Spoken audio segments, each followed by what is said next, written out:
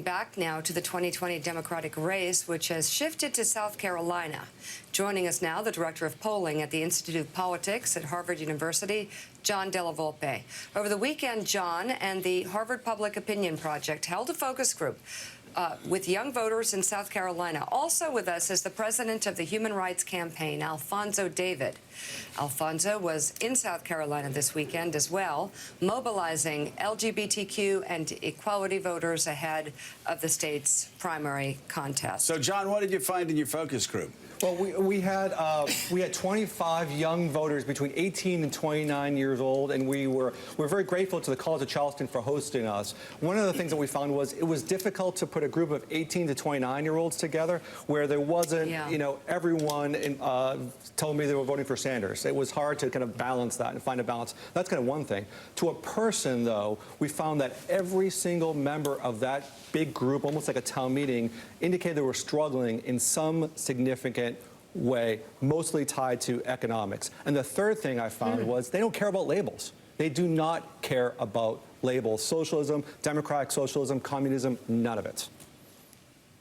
So let's listen to some from that focus group with young South Carolina voters. Take a look. I just don't trust a billionaire running America. Right. Like, I know we're a capitalistic society. We are all about money. And oh my God, he's a good businessman. That's cool and all, but that's not what politics and being a president should be. Like, it shouldn't be who's got the biggest pocket. Like, What should it be? It should be who cares about the people more.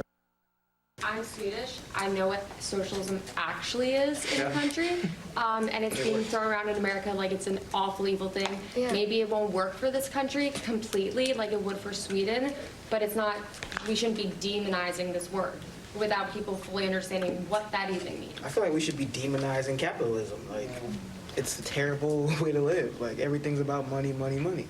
It's terrible. So, Peyton, you're voting for Sanders. Yeah. Are you a socialist? I've never put a title on, I've never like added that. I know I'm a Democrat, I don't know. Do you care? I don't care to, if there was ever a candidate, a Republican candidate that had the views that Bernie had, then I would vote for them. Like I don't want to like put a title on like politics, because that I think is what adds to divide. So, John, getting past the let's demonize capitalism moment in that focus group, I want to say, go back to what that young man said before, because I don't, tell you the truth, I don't think that demonizing capitalism will do really well in the crosstabs in the Philly suburbs. So let's focus on something he said before.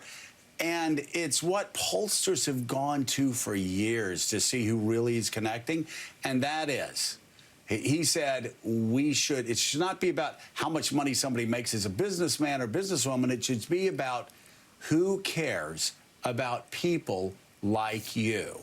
And there is no doubt, at least with young people, Bernie's winning that fight. He is, but here's the message, that he's winning the fight, and he's winning 50% of young voters. He won nationally. He won 2/3 of the youth vote in Nevada, as we saw. But the other half of young voters are looking for an alternative at this point to Bernie Sanders. And what they're asking for is someone like him who empathizes with that struggle, who empathizes with the history, whether it's of South Carolina, their family, or the country, where there's an inherent sense of unfairness in many people's lives. And yes, it's okay, I think, for young people to say, I don't want to demonize socialism. Maybe we should not demonize, but take a hard look at capitalism and reform it and make it more democratic. That is, I think, the message what young people are asking for, and it's not inconsistent to believe in those values and offer a less revolutionary agenda. There is opportunity at this point for other Democratic candidates from the center left to reach out and to connect with young voters. That's a message I think I heard in South Carolina. Alphonso, there's this wonderful moment in the video where it showed the young woman said, if there was a Republican that held Sanders' views, I would vote for the Republican. So there's this sense in which these labels don't quite work in this moment, that we're in a moment where the traditional frame of American politics has changed in some ways. What do you think about what's happening on the ground and how we talk about American politics today? So I've had an opportunity to travel across this country and talk to voters, LGBTQ voters and non-LGBTQ voters, pro-equality voters. And I think what we're seeing is an expansion of the voting bloc, but a redefinition of the voting bloc. We're seeing people who have been historically marginalized and disaffected for a long time that are now speaking up loudly, and they're speaking up in volumes. And the old definitions, the old identities don't actually apply. They are really focused on seizing back our democracy, and they're focused on fairness. Those are the two fundamental principles that I'm seeing across this country. And all of the labels that we see that are thrown around don't really apply. All right, let's expand the conversation. Joining us now, Professor of Political Science at Duke University, Ismail White, and Assistant Professor of Government at Bowdoin College, Cheryl Laird. They are co-authors of the new book entitled Steadfast Democrats: How Social Forces Shape Black Political Behavior. Welcome to you both. Cheryl, I'll start with you. I guess, first of all, looking at the election right now, is the African-American vote up for grabs? I mean, I think African Americans are trying to make a decision about who is going to be most likely to do two things. One, to maximize the group interests and think in terms of African Americans, in terms of the kinds of policies and issues that they're going to stand for. And the other is going to be who's going to be able to beat Donald Trump. And so those who are more leaning towards wanting to win against Donald Trump will probably lean in directions that may be more moderate or conservative in terms of the candidates that they'll support, versus those who are more progressive leaning and maybe more interested in the kinds of interests and policy positions that are going to be taken by particular candidates. And then those individuals will be more likely to go in the progressive direction with candidates like Bernie Sanders or Elizabeth Warren. And so it is. I mean, I think there's a lot of malleability there in terms of where we will see African Americans going in terms of their vote, especially in South Carolina.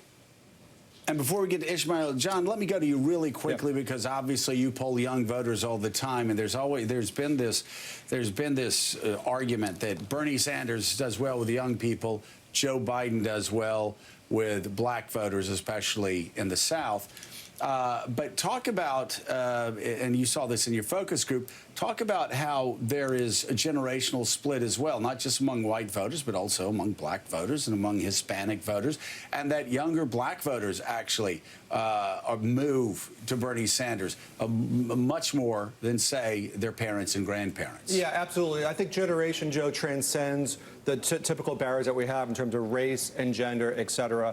Yes, Sanders we saw that early in our Harvard polling with his support among young Hispanic and Latino voters. He was a strong second to Biden in the fall IOP poll, but I think he's going to do very well with young African Americans this Saturday in South Carolina. So, Ismail, this is Eddie Glaude. What do you think will happen in South Carolina? I mean, we see the numbers with regards to African-American support of Joe Biden, the surprising numbers with regards to the support the increase in support for Tom Steyer, and, of course, Bernie Sanders' his increase. So what are you thinking will happen? Will South Carolina serve as that firewall for Joe Biden, as we've heard for so long this cycle? Yeah, I think Joe's still in it. I think, though, his losses sort of raised some doubts among African Americans, in particular, about his electability, the early primary losses, that is.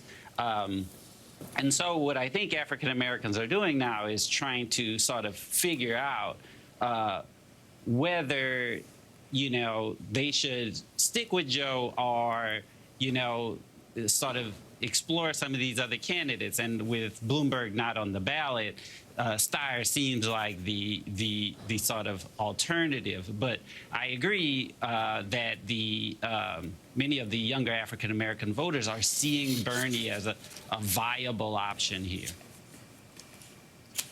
So, Alphonso, just back to you in terms of looking ahead to South Carolina.